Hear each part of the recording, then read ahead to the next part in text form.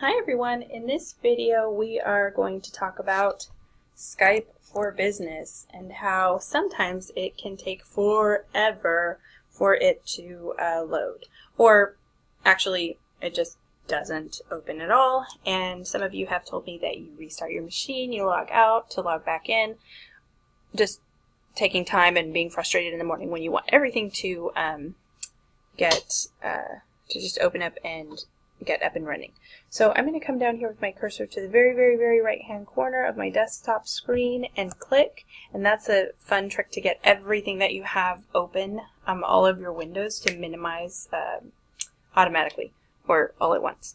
So right now my Skype is actually running just fine, but this is going to work either way. I'm going to have you Control-Alt-Delete on the keyboard. You won't see it in this screencast, but you get the lock, switch user, sign out, change password, that whole little menu list. I'm going to click Task Manager. You may not see all of this. You may just see kind of what you have running. If that's the case, click that little down arrow and get the whole menu. And you won't see Skype for Business if yours has not opened and started correctly like mine has, so you'll have to come down to the background processes. You're going to scroll until you find Skype for Business, highlight it, and end task.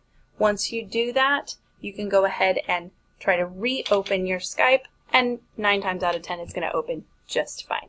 So it's a lot quicker. Hope that works for you.